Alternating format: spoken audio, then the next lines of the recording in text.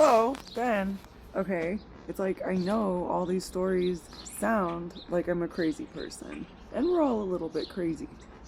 But when you put together my husband talking about how he went to this ranch by LA and smoked weed with a bunch of hippies for the first time, he told me he was molested by a ventriloquist in Santa Maria, and then his mom said she worked at a hospital that Michael Jackson was at when he was dying, and then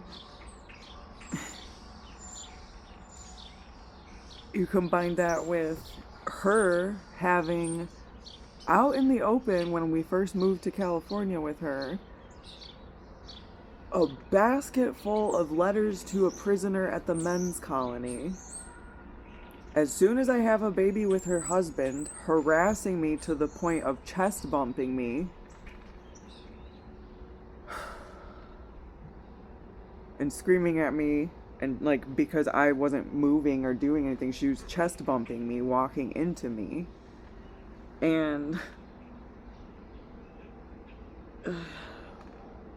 so she has letters to a prisoner at a men's colony. She's constantly winning lawsuits.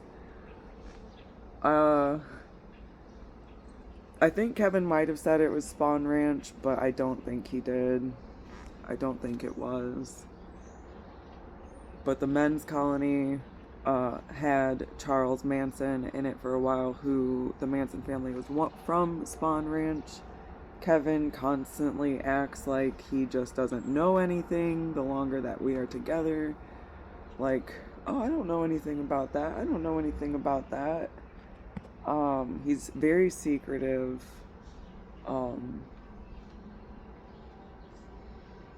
He's really mean.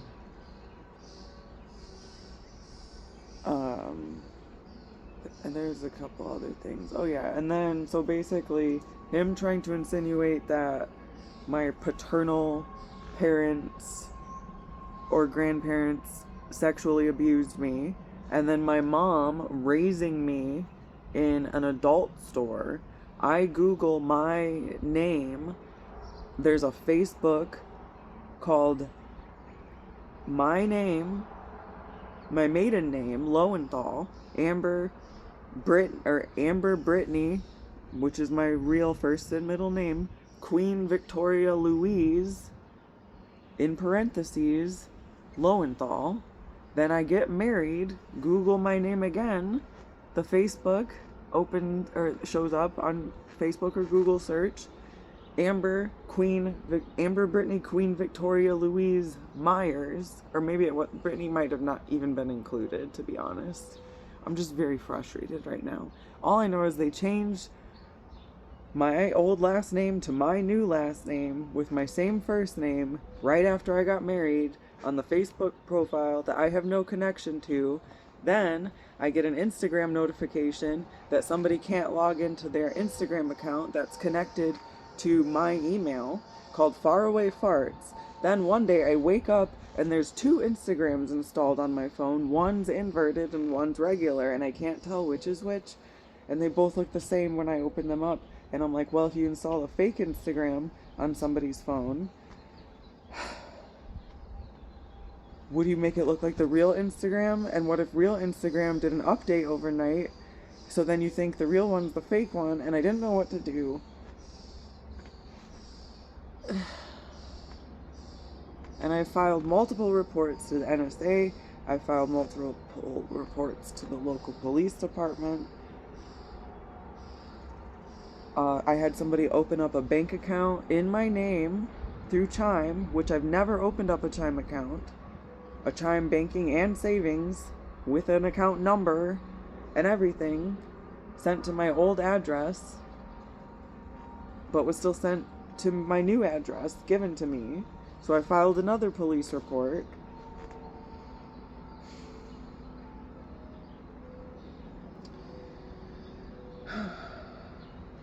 What else?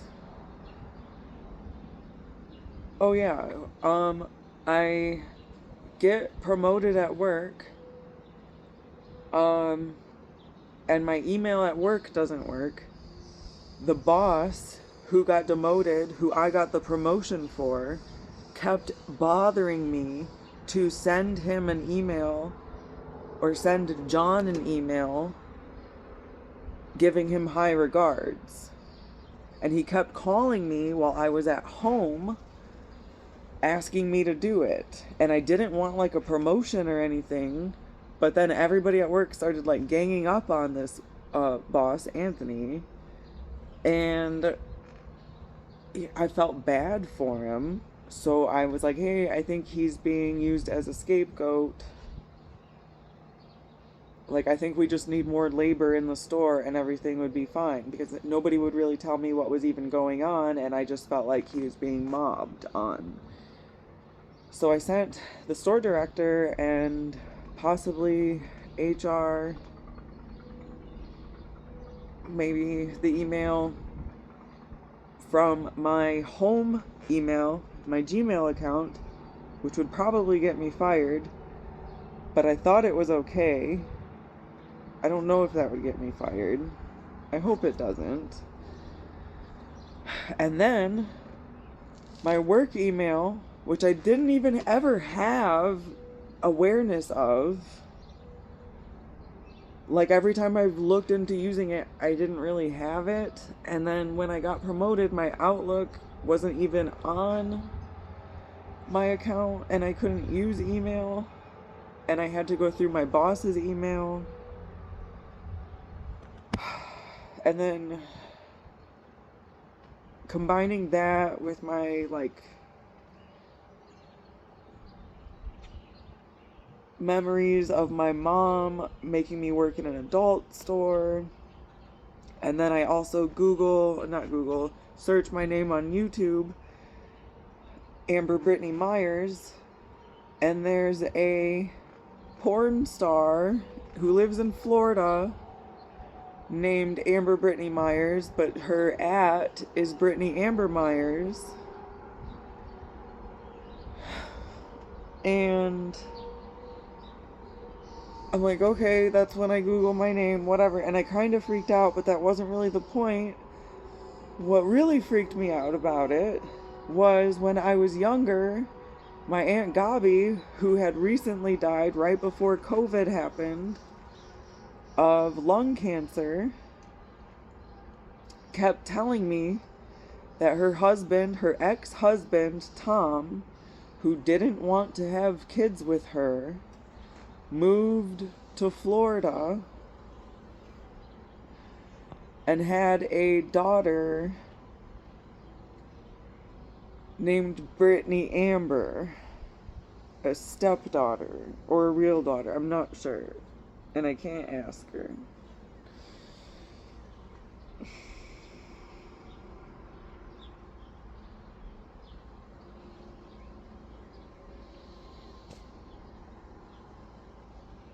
And then it's like my mom just was like, as soon as we move here, she tries telling me I'm afraid of clowns out of nowhere. But like, I wasn't afraid of clowns. My grandma made me these clown ornaments that were hung up in my bedroom. And I looked at them all the time. And then there was a Furby who would always wake up in the middle of the night and say, eat the baby, or me the baby. So I'd always be looking at the clowns and then looking at the Furby in the because it would wake me up, because it would just randomly turn on. And I told my mom the Furby freaked me out, and then she just randomly decided, no, the clowns that were made in like the 70s with yarn were the things that freaked me out. But I literally never even got scared watching the movie It until it was the part where he drags your feet under the drain, because that was always like under the bed scary to me. So then my best friend, kind of, who I hadn't seen in 7 years, shows me a video of 2015 clown sightings, one in San Luis Obispo, California, that she told me happened to be she told me she thought it was my husband. And when I had my bachelorette party She and my mom made me drive the back roads of Santa Barbara for some reason, and then wanted me to wear like a white top hat and sash, and I was getting like really pissed off about it, but I didn't want to be like a party pooper. But I was just like, I just want to leave. And then they're like, no, let's go to the gay bar, let's go to the gay bar. And I was like, I just want chili cheese fries. And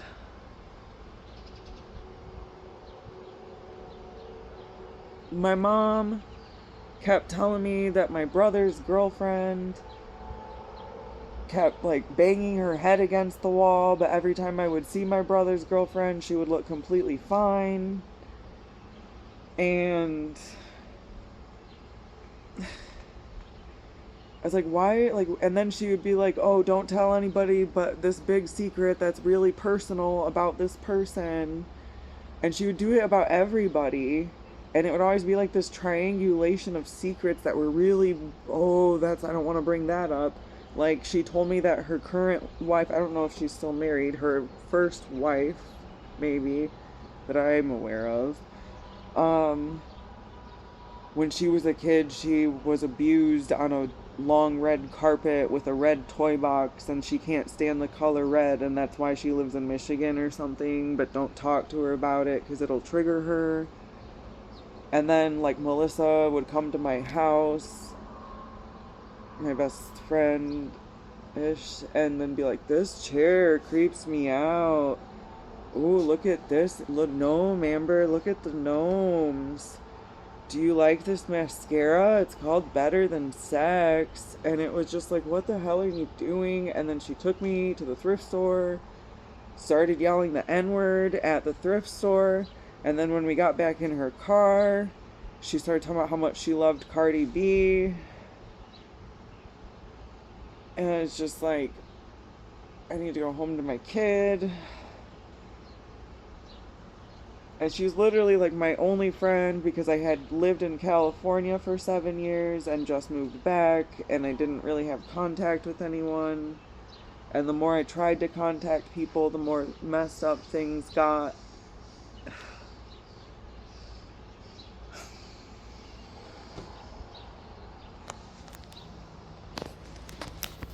I feel like there's something else. Oh, so then I had that like visual after the coffee and whatever of the where I was like, don't do the broomstick thing. My mom, when I was younger, kept telling me that my dad stuck a wooden rolling pin or paper towel holder pin up his rear end, and she's like, oh, you're gay. And I was like, why are you telling me this? I think I was like around 14 when she was telling me that. And then she used to like brush my hair and burn me and tell me she wanted to be my best friend when I was older, and we needed to be best friends. And then like I remember, and it was like she was just a really crappy person. And I would like cry in my room all day. And I'd like scream into my pillow when I was like 12, 13. But then I started making friends, and I was like, oh, all you have to do, it's so easy to make friends. All you have to do is be nice to people, and then you can be friends with people. But now I have a husband who every time I make friends with somebody, he thinks I'm cheating on them. I become more financially dependent on him. I don't know why I moved to California with him. And I feel like he was a really good, maybe it's like he insinuated moving to California because that's when the facade was wearing off. And right after I had my daughter, the whole time I was pregnant, he did not quit smoking weed or cigarettes. I quit smoking cigarettes when we were trying to have a baby, and I quit smoking weed when I found out I was pregnant. Like right away, cold turkey. I think I might have had one last bowl and then quit. But then my friend Rachel would come around pregnant telling me about how she um,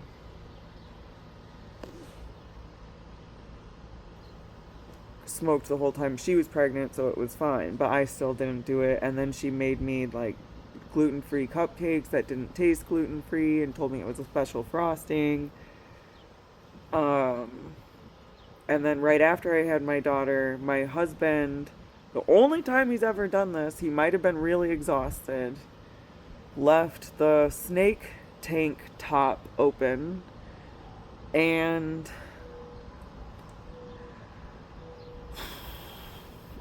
the snake got out, and I had a newborn baby.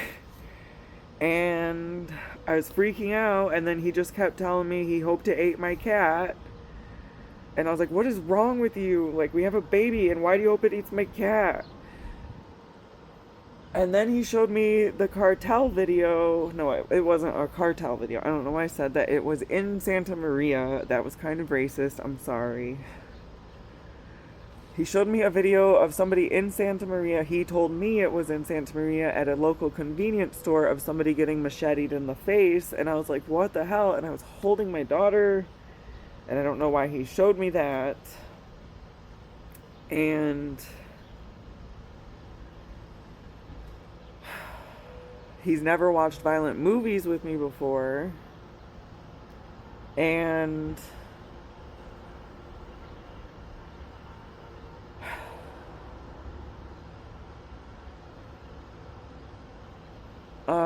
then he randomly said to me, also around the same time my daughter was a newborn, do you think I should be dead? I feel like I should be dead right now. Do you want me to die? And I was like, no, why do you think that? But I was like really depressed, and I did hate him a lot. And I was just like, what is this guy's problem? Like, but I never said anything out loud. And he was kind of like screaming at our roommate Chris, which was his best friend, about the dishes, even though he never cared about the dishes before. And I lost contact with Chris because I felt like that would have been betraying Kevin, who I just had a baby with. And then his mom, we moved in with his mom, and then his mom kept disregarding and disrespecting any authority I had as a mother. So I locked myself in my room most of the time, or went for walks, picking flowers off of people's front yards and making skincare and trying to start a skincare business called Clara Luxa. And I would send out free samples to people and call them brand ambassadors. And then Kevin's mom started like banging on the door. My mom started saying on Facebook, oh, my daughter's gonna buy me a new house. My daughter's gonna buy me a new house. And then Kevin's mom would be like harassing me, like, let me see my grandbaby. Let me see my grandbaby. And like banging on the bedroom door. I'm like, you need to leave me alone. I'm trying to get her to take a nap. Can you stop? She's like, she just doesn't need a nap right now. And it was like that kind of, and I remember arguing with her once and picking up a cast iron pan, and I did not, like, I was not going to throw it, but I think she thought I was going to. And then there was one moment that was like when we first moved to California, and like before I had my daughter, this was 2011, she picked up a pill bottle from under her chair. This was where she had the jail letters. She picked up a pill bottle from under her chair saying, who's Deborah? Who's Deborah? And her name is Deborah. So I was like, why are you doing this to me? And she would peek through the door while me and her son, my boyfriend, we were in our 20s. We were living with her because we were moving across the country, trying to get on our feet, I guess, even though that never even happened. And I would wake up in the middle of the night and she'd be like peeking through the door. And then I used her shampoo one day, and then I started getting the alopecia in my hair through that Wen, and then all of a sudden Wen is being sued. I never tried. I was like, that is probably stress. I started going to the doctor. I went gluten-free. I quit caffeine. My hair started growing back. But then it started falling out again right after I had my baby, and Debbie started banging on the door every day.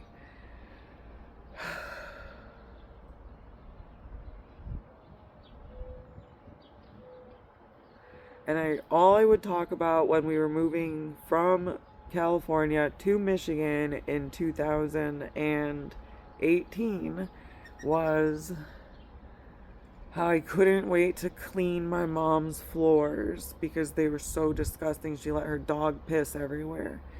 And then I get there and she painted her floors black, matte black paint on the floors.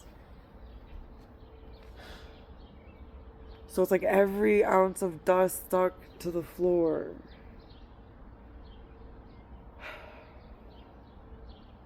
And then and then my husband had to keep going. He said he had to go to her house. He had to go to her house to get her cable box uninstalled or something. And she kept trying to get me to set cameras up in my daughter's room, and I told her I didn't feel comfortable with that. So then one day Kevin went through his work to get her cable equipment. He comes home with all of my photos, every photo of me and my family with me, any photo that has me in it, and says, my mom, Shannon, doesn't want to see me anymore. She hates me. And it was right before Christmas.